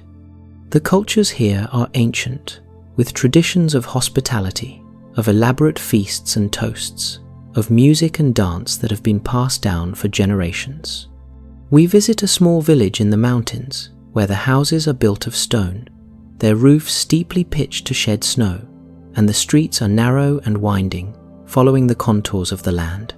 The people are welcoming, offering us tea and bread, and the sense of continuity is strong, a feeling that life here has not changed fundamentally in centuries, that the rhythms of the seasons and the demands of the land still shape daily existence. We leave the warmth of the Caucasus and fly north to St. Petersburg, Russia's second largest city, built by Peter the Great in the early 1700s as a window to Europe, a new capital that would face west rather than east.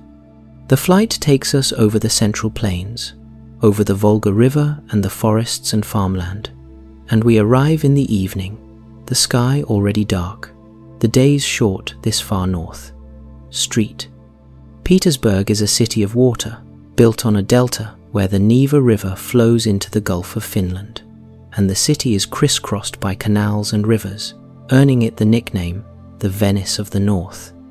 We take a taxi from the airport, and the streets are wide and straight, lined with grand buildings in pastel colors, yellows and greens and pinks, their facades adorned with columns and statues and balconies. The city feels European in a way Moscow does not, more orderly, more elegant, designed rather than grown. The Winter Palace sits on the bank of the Neva River, a massive Baroque building painted green and white with over 1,000 rooms. Once the residence of Russian Tsars, and now one of the grandest museums in the world. The palace is now part of the Hermitage Museum, one of the largest and oldest museums in the world, housing over 3 million works of art and artifacts, collected over centuries by emperors and empresses who saw art as power, as a way to demonstrate Russia's place among the great nations of Europe. We enter through the main entrance, passing through security and into the first hall, and the interior is immediately overwhelming, a space designed to inspire awe and a sense of one's own insignificance. The Jordan staircase rises before us, a double staircase of white marble with gilded railings, and the walls and ceiling are covered in decoration. Baroque flourishes of gold leaf and painted panels, mirrors and columns, everything reflecting and multiplying the light that pours through tall windows. We climb the stairs slowly, and at the top, the galleries open before us, room after room extending in every direction, each one different, each one filled with treasures. The walls are covered with paintings by Rembrandt and Leonardo and Michelangelo, by Rubens and Raphael and Titian, masters whose names define the history of art, and the collection is so vast that it would take years to see everything, days just to walk through each room once. The museum is quiet at this hour, the crowds thinned by the lateness, just a few visitors moving slowly through the galleries, pausing before paintings, leaning in to read placards, stepping back to take in compositions, absorbing the beauty and history. The chandeliers hang from the ceilings, massive fixtures of crystal and gold, their hundreds of bulbs creating a light that is warm and even, illuminating the paintings without glare. And the windows overlook the river, the water dark and smooth, reflecting the lights of the city like a mirror lying on its side.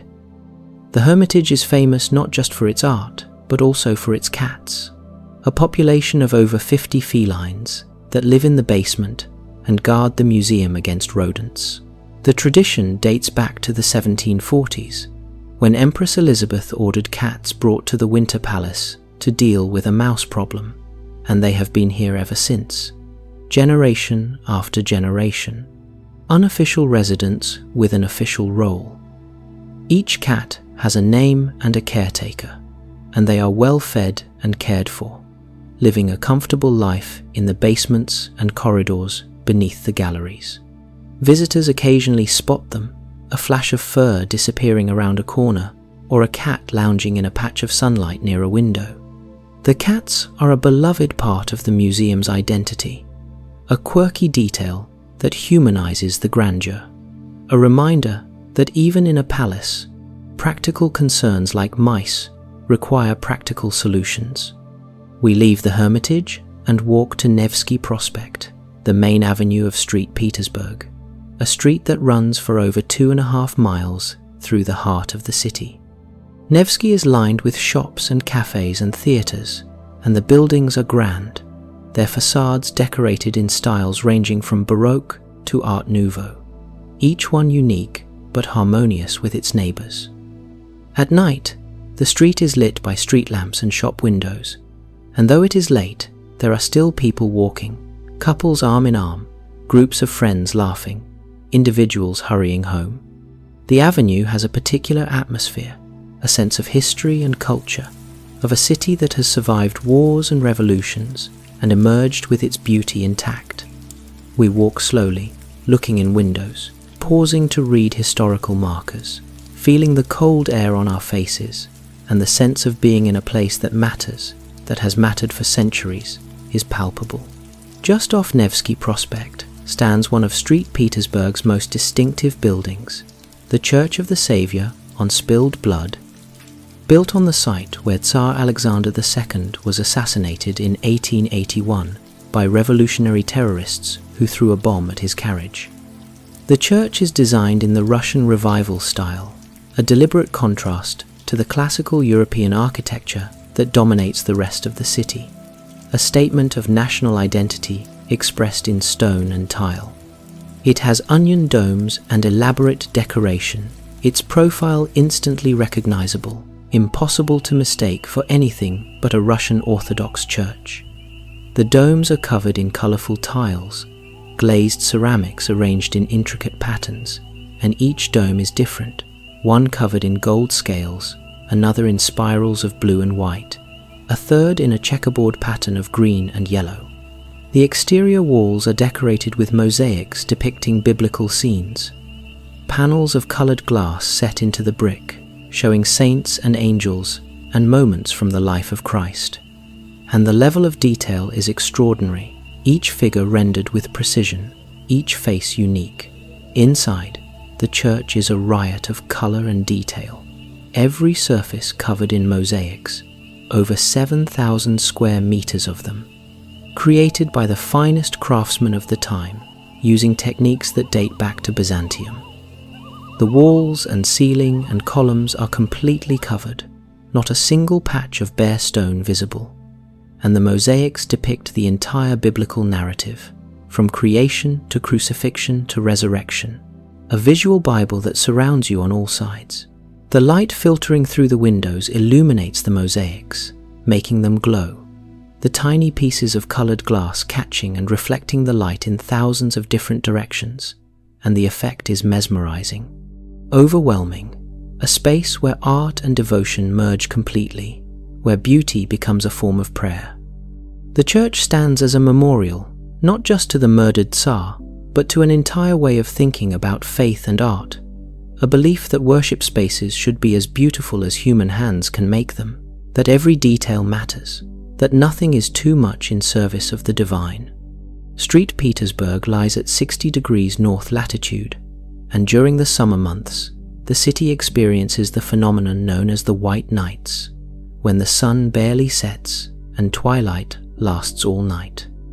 From late May through mid-July, the sky never fully darkens, remaining a pale blue even at midnight, and the city takes on a magical quality, people walking the streets at all hours, cafes and restaurants staying open late, concerts and performances held outdoors. The White Nights have inspired artists and writers for centuries, appearing in poems and paintings and music, and they give the city a sense of timelessness, as if day and night have merged into a single continuous moment. We walk along the Neva River during the White Nights, and the water reflects the pale sky, and the bridges are raised to let ships pass, their spans lifting slowly, creating gaps that seem to float in the air. And the sense of witnessing something otherworldly is complete. West of St. Petersburg, on the shore of the Gulf of Finland, lies Peterhof, a palace built by Peter the Great as a summer residence, designed to rival Versailles in grandeur and beauty. The palace sits on a terrace overlooking the sea, and in front of it, a series of fountains descends in terraces toward the water, the Grand Cascade, a masterpiece of hydraulic engineering and Baroque design. The fountains are powered entirely by gravity, water flowing from natural springs in the hills behind the palace, and they have operated continuously since the 1720s, requiring no pumps or external power. We visit in the late afternoon, and the fountains are in full display, jets of water arcing into the air, catching the light, and statues of golden figures stand among the fountains, gleaming in the sun. The gardens stretch for acres, formal and geometric, with paths and hedges and sculptures, and the sense of wealth and power that created this place is overwhelming. South of St. Petersburg, in the town of Pushkin, stands Catherine Palace, another imperial residence, this one built in the Rococo style, its facade a brilliant blue and white, over 1,000 feet long, adorned with columns and statues and gilded details. Inside, the palace is equally lavish, with the famous Amber Room, a chamber whose walls are covered entirely in amber panels, backed with gold leaf, creating a warm, glowing effect.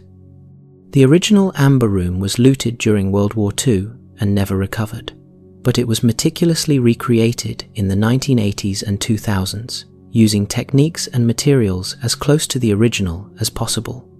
We stand in the room, and the amber glows in the light, deep orange and gold, and the walls seem to pulse with warmth. The panels carved with intricate designs, mirrors set between them, multiplying the effect. The room is small but stunning, a testament to the skill of the craftsmen who created it and recreated it. St. Petersburg has not always been called St. Petersburg. During the Soviet era, it was renamed Leningrad, and it was under this name that the city endured one of the most brutal sieges in history. From September 1941 to January 1944, German and Finnish forces surrounded the city, cutting it off from supplies, and over 800,000 civilians died, most from starvation and cold. The siege is commemorated in monuments and museums throughout the city, a reminder of the resilience and suffering of the people who lived through it. We visit the Piskaryovskoy Memorial Cemetery, where nearly 500,000 victims of the siege are buried in mass graves, and the cemetery is vast and quiet, with long rows of grass-covered mounds and eternal flames burning at the entrance. The scale of loss is difficult to comprehend, and the silence of the place feels heavy, weighted with memory. Street Petersburg is built on over 40 islands connected by bridges, and each island has its own character and history. The city centre occupies several islands in the Neva Delta, but there are also residential islands, industrial islands, and islands that remain largely parkland. We take a boat tour through the canals and rivers, passing under bridges and alongside buildings, and the perspective from the water is different, revealing details hidden from the streets. The buildings rise directly from the water in many places, their foundations built into the riverbanks, and the reflections create a second city, upside down and shimmering. The canals are narrow and quiet, the water barely moving, and the sense of being in a labyrinth is strong, a city that reveals itself slowly, layer by layer, to those willing to explore. On a small island in the Neva River sits the Peter and Paul Fortress, the original citadel around which Street Petersburg was built. The fortress was completed in 1740, and it has never been used in battle, instead serving as a political prison, housing dissidents and revolutionaries, including Dostoevsky and Trotsky. The fortress is surrounded by thick walls and bastions, and in the center stands the Peter and Paul Cathedral, its tall golden spire visible from across the city. The cathedral is the burial place of nearly all Russian Tsars and Empresses from Peter the Great onward, their tombs lined up in rows, each one marked with a white marble sarcophagus. We walk through the cathedral, and the space is solemn, the light dim, and the weight of history is palpable, the bodies of those who ruled an empire resting here in silence. We leave Street Petersburg and travel far north to Murmansk, a city on the Kola Peninsula above the Arctic Circle, the largest city in the world at this latitude. The journey takes us over forests and tundra, over lakes and rivers, and the landscape grows progressively emptier, the trees shorter and sparser, until finally they disappear entirely, replaced by low shrubs and moss. Murmansk is a port city, built around a natural harbour that remains ice-free year-round thanks to the warm Gulf Stream current, and it has served as a naval base and commercial port since its founding in 1916. We arrive in winter, and the city is dark, the polar night in full effect, the sun not rising above the horizon for weeks. The darkness is not absolute though. There is a twilight that lasts for a few hours around midday, a pale greyness that allows you to see, and the city is lit by street lamps and building lights, creating an artificial day. The polar night occurs in regions above the Arctic Circle, where the tilt of the Earth keeps the sun below the horizon for extended periods during winter. In Murmansk, the polar night lasts from early December to mid-January, and during this time, the sun does not rise at all. The experience is disorienting, the loss of natural light affecting mood and sleep patterns, and yet people adapt, living their lives, going to work, raising families, finding ways to cope with the darkness. Artificial lights become essential, and the city glows at all hours, and there is a particular beauty to the night, the way the lights reflect on snow and ice, the stars visible with a clarity impossible in places with light pollution. We walk through the city, and the cold is intense, the air still and dry, and the sense of being at the edge of the habitable world is strong. Murmansk is home to the Russian Northern Fleet, the most powerful of the country's naval forces, operating in the Arctic Ocean and the North Atlantic. The harbour is filled with ships, icebreakers, and submarines and surface vessels, and the fleet's presence shapes the city its economy, and culture. Many residents work for the Navy or in industries that support it, and the city has a sense of purpose, of being part of something larger. We visit the Alyosha Monument, a massive statue of a soldier overlooking the city, built to commemorate Soviet soldiers who died defending the Arctic during World War II. The statue is over 100 feet tall, standing on a hill, and the view from the base is expansive, the city spreading below, the harbour visible in the distance, and beyond it, the dark water of the Kola Bay, leading to the Barents Sea and the Arctic. One of the great rewards of travelling to the far north is the opportunity to witness the aurora borealis, the northern lights, a natural phenomenon caused by charged particles from the sun interacting with the Earth's magnetic field and atmosphere. The lights appear as shimmering curtains of green, and sometimes pink and purple and red, dancing across the sky, moving and changing shape, pulsing with an energy that seems almost alive. The phenomenon is both scientific and magical, explainable through physics, but no less wondrous for being understood. We drive outside Murmansk, away from the city's lights, following a road that becomes narrower and rougher until it ends at a small clearing surrounded by stunted trees. We step out of the car, and the cold is brutal, so intense it makes your lungs ache, your face sting, your fingers go numb within seconds despite the thick gloves. But we are dressed for it, layers of wool and down and synthetic fabrics, and after the initial shock, the cold becomes bearable, just another element to manage. We stand in the darkness, waiting, our eyes adjusting slowly to the faint starlight.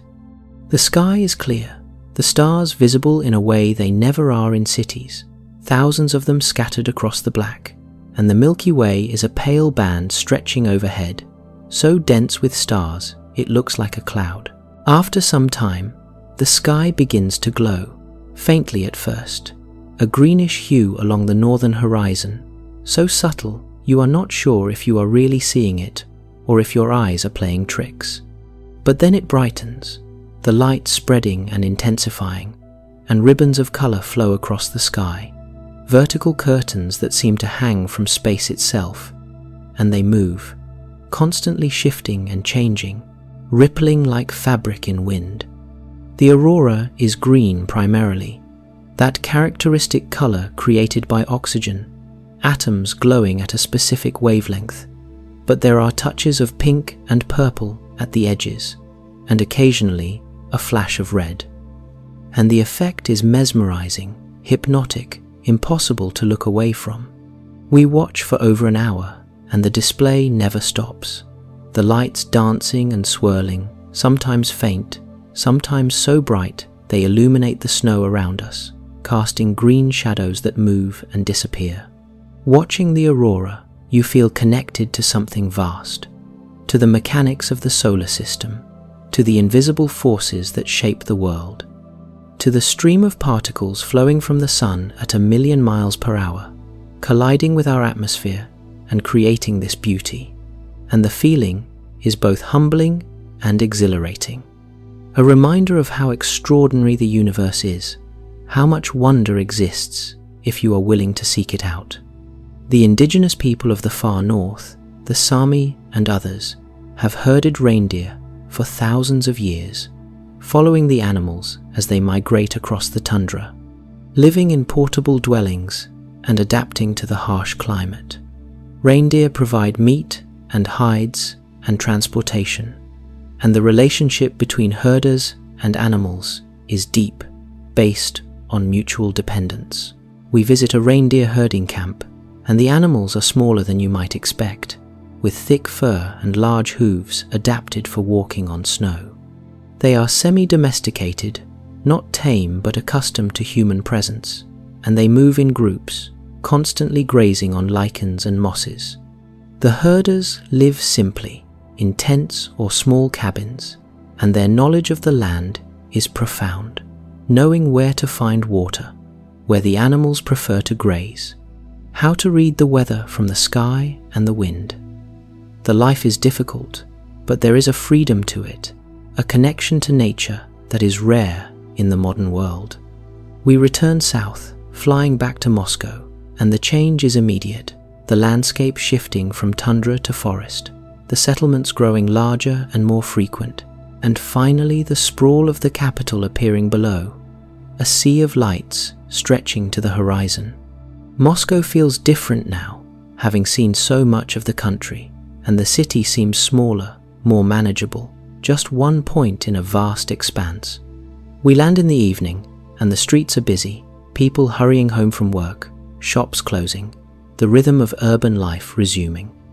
We take the metro to the city centre, descending into the marble palaces underground, and the familiar stations feel almost comforting, their beauty unchanged, their purpose simple.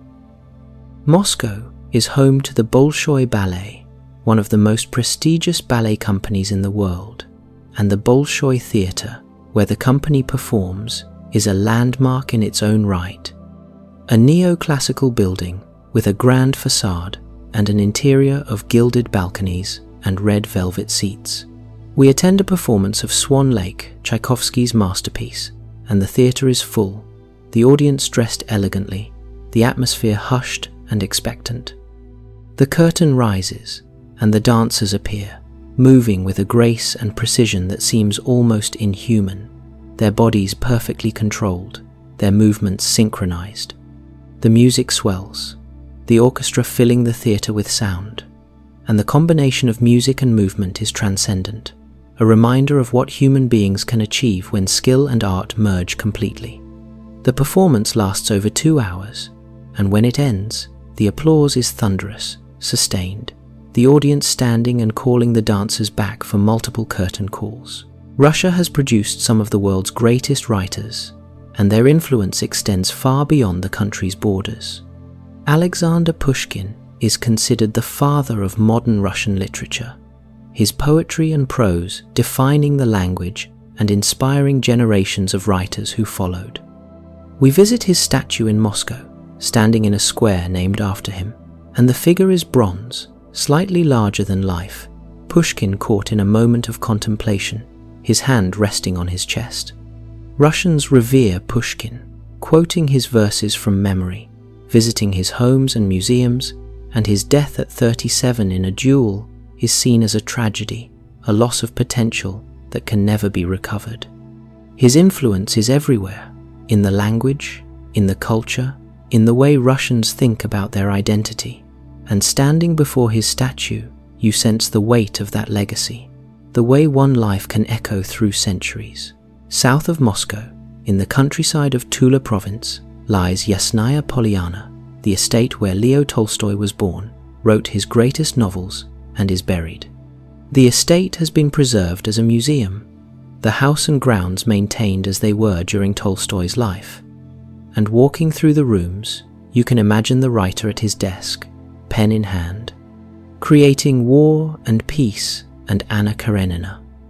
The house is modest, not a grand palace but a comfortable country home, with simple furniture and personal belongings still in place. The grounds are beautiful, with forests and ponds and gardens, and Tolstoy loved walking here, thinking through the moral and philosophical questions that filled his novels. He is buried in a simple grave in the forest, marked only by a mound of earth, no headstone, as he requested, and the simplicity is striking, a great writer resting anonymously beneath the trees he loved. In Russian homes, the samovar holds a place of honor, a traditional tea urn used to heat water and brew tea, often serving as a centerpiece during gatherings. The samovar is typically made of brass or copper, ornately decorated, with a chamber for water and a chimney running through the center where hot coals are placed to heat the water. Tea is brewed strong in a small teapot placed on top of the samovar, and when serving, the strong tea is diluted with hot water from the samovar's spigot, allowing each person to adjust the strength to their preference. The ritual of preparing and serving tea from a samovar is social, bringing people together, encouraging conversation, and the sound of the water simmering, the smell of the tea, the warmth of the room, all contribute to a sense of comfort and hospitality. Though electric samovars are more common now, the tradition persists, a link to the past that continues to shape daily life. The Russian banya is a traditional steam bath, similar to a sauna, but with distinct rituals and customs that set it apart, that make it uniquely Russian. The banya is typically a small wooden building, often built separately from the main house, with thick log walls and a low ceiling that helps retain heat. It is heated by a wood-burning stove, a massive structure of brick or stone, and on top of the stove, rocks are heated until they glow red with heat. Water is poured over the hot rocks to create steam, and the steam fills the room, dense and hot. So hot it is difficult to breathe at first, the air scorching your lungs. Bathers sit in the heat, sweating profusely, and the sweat runs in streams down your body, dripping onto the wooden benches, soaking into the planks. After some time in the heat, when you can bear it no longer, you run outside to cool off, and the contrast is shocking.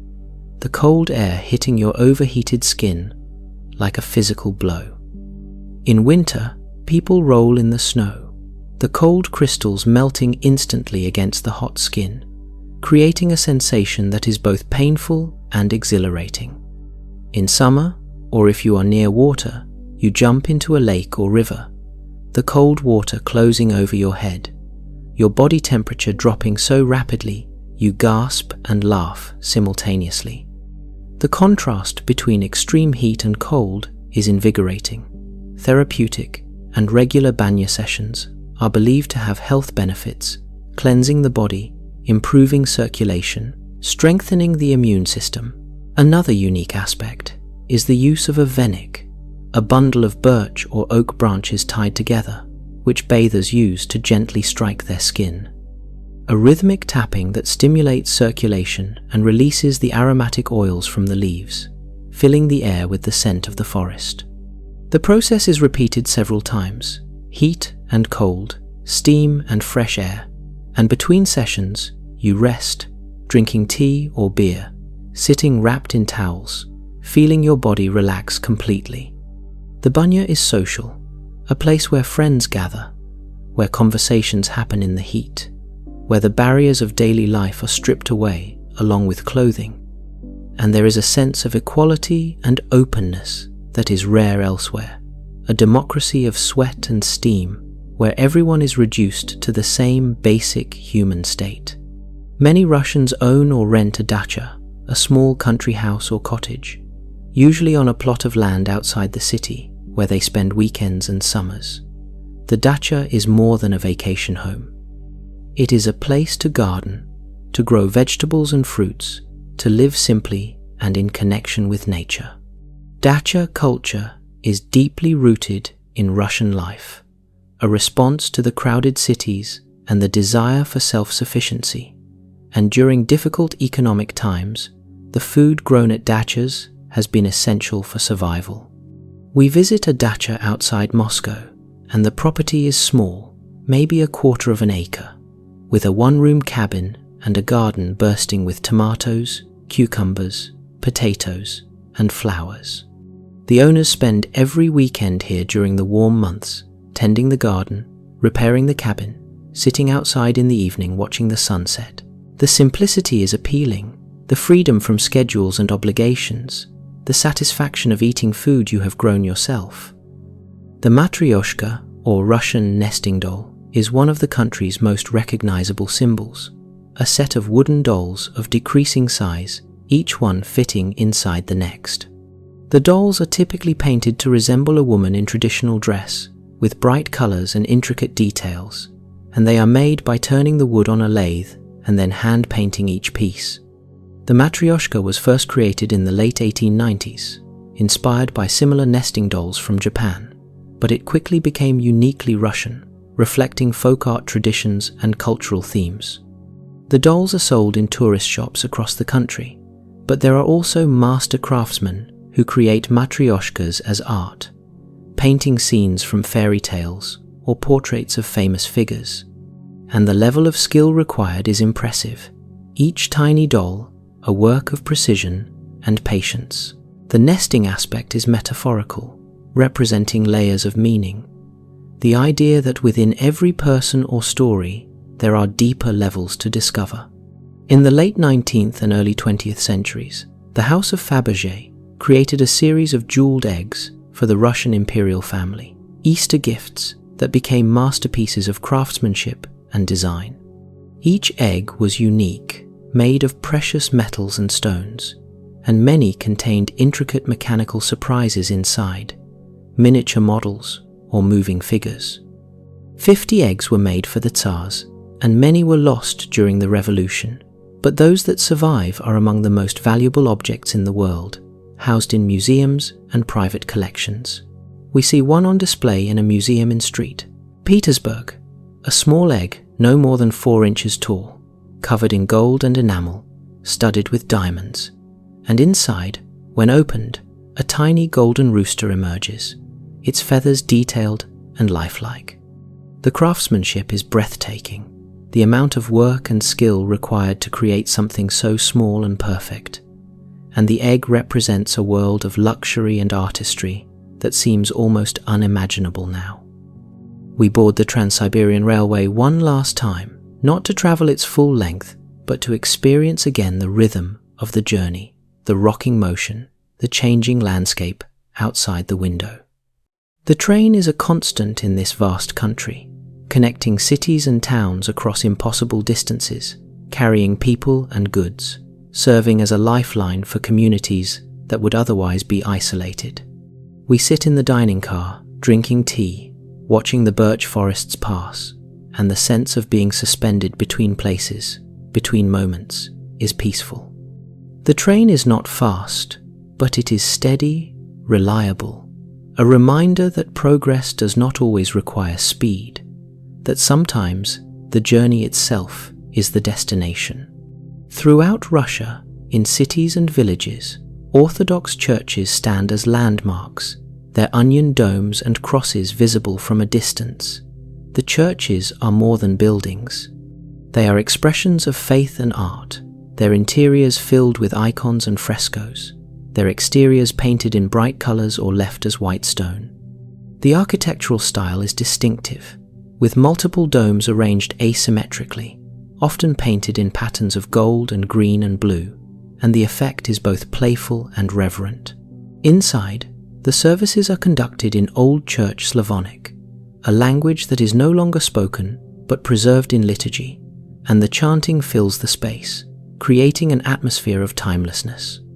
We attend a service in a small village church, and the congregation is small, mostly older women, and they stand throughout, no pews, and the smell of incense hangs in the air, and the light from candles flickers on the icon-covered walls.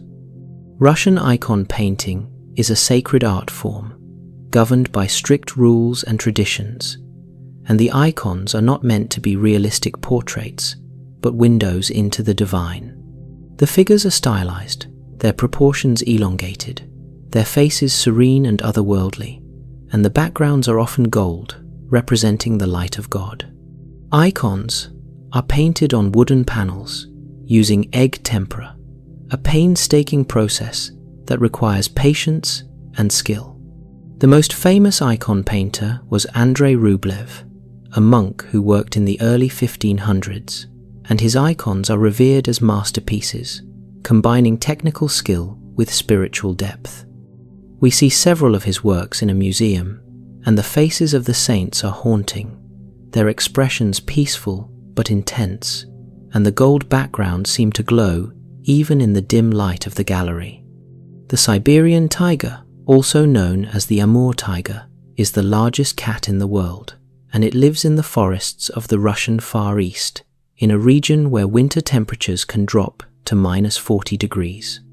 The tigers are critically endangered, with fewer than 600 individuals remaining in the wild, but conservation efforts have helped stabilize the population. The tigers are solitary and elusive, hunting deer and boar across vast territories, and they are perfectly adapted to the cold with thick fur and layers of fat. We do not see one in the wild. They are too rare and too secretive for that, but we visit a nature reserve where researchers study them tracking their movements with camera traps and radio collars. The images captured by the cameras are remarkable, showing the tigers moving through snow-covered forests, their orange and black stripes standing out against the white background. And seeing these images, you realize how magnificent and vulnerable these creatures are.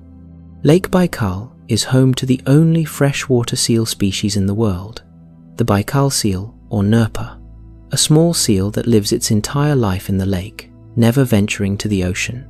How the seals ended up in Baikal, hundreds of miles from any ocean, is a mystery.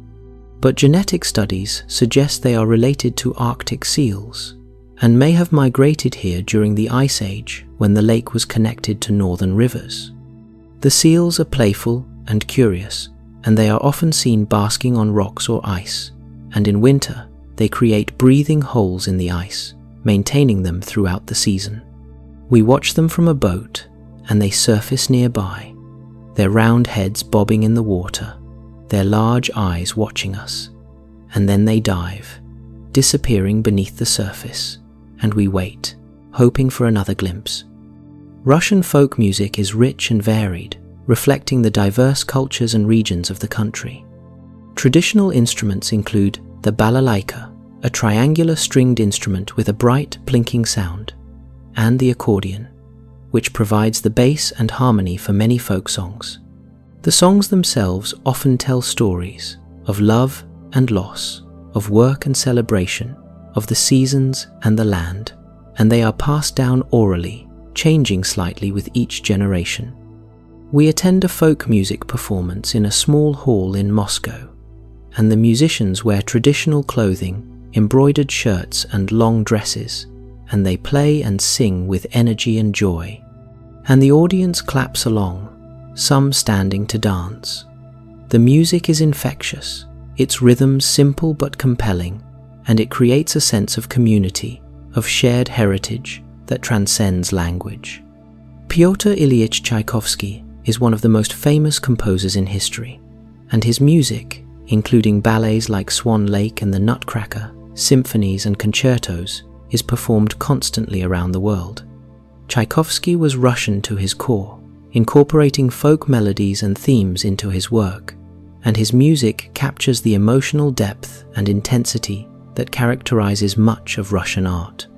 We visit his house in Klin, a small town north of Moscow, where he lived and worked during the last years of his life. The house is modest, preserved as a museum, and his piano sits in the study, sheet music on the stand, as if he has just stepped away and will return. The rooms are quiet, and you can imagine him composing here, working through the melodies and harmonies that would become immortal, struggling with his art and his personal demons, creating beauty out of suffering. We return to the Volga River, the mother river of Russia, and take a boat downstream, watching the landscape change, the river widening as it flows south toward the Caspian Sea. The Volga has been central to Russian history, a trade route, a source of water and food, a boundary and a highway, and along its banks, cities have risen and fallen. Empires have been built and dissolved. The river is over 2,000 miles long, and it drains much of western Russia, carrying water from forests and fields and cities. And in summer, the river is busy with boats, cargo barges and passenger ferries and pleasure craft. We sit on the deck, watching the shore slide past, the villages and churches and forests, and the sense of continuity is strong. The feeling that this river has seen everything, has carried countless lives and stories, and will continue long after we are gone. Russia is the largest country in the world, covering over 6.5 million square miles, spanning 11 time zones, stretching from the Baltic Sea to the Pacific Ocean. To understand Russia, you must understand this vastness, the way distance shapes everything, the long journeys between cities, the isolation of villages, the endless forests and tundra. The country contains multitudes, 100 different ethnic groups, languages, religions, landscapes, from subtropical beaches to Arctic tundra, from European cities to Asian steppes. Traveling through Russia, you realize that it is not one place, but many, connected by history and language, and the shared experience of living in a land that is too large to fully grasp. The vastness is humbling, a reminder of how small we are, how brief our lives, and how much of the world remains unknown, unexplored, existing whether we witness it or not. Our journey through Russia is ending, and we return to where we began, standing in Red Square in Moscow, the Kremlin walls rising beside us, street, Basil's cathedral, glowing in the evening light. We have traveled thousands of miles, seen forests and mountains and rivers, cities and villages, monuments and museums, and yet we have only scratched the surface, seen a fraction of what this country contains. Russia is a place of contradictions, of beauty and hardship, of history and change, of vastness and intimacy. It is a country that inspires and challenges, that rewards patience and curiosity, that reveals itself slowly to those willing to look beyond the stereotypes and the headlines. As we stand in the square, the light fading, the stars beginning to appear, we feel grateful for the journey, for the chance to witness this land, and we carry with us the images and sounds and sensations, the memories that will linger long after we have left, reminding us of the world's complexity and wonder. The train that brought us here is waiting. The platforms are quiet now, the crowds have thinned, and the departure boards flicker with distant destinations. Russia stretches in every direction, vast and patient, continuing its ancient rhythms whether we are here to witness them or not. The onion domes of street. Basil's catch the last light, and somewhere beyond the city, the forests are settling into darkness, the rivers flowing unseen, the mountains holding their silence. We have traveled far, but the journey is never truly complete.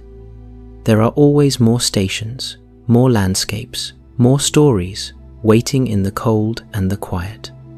And so we rest now, letting the images fade, letting the motion of the train become a memory, letting sleep arrive like snow falling on an empty platform. The journey continues, even as we close our eyes. Russia remains endless and deep, a country that exists as much in dreams as in waking, as much in silence as in sound, and in that silence we find peace.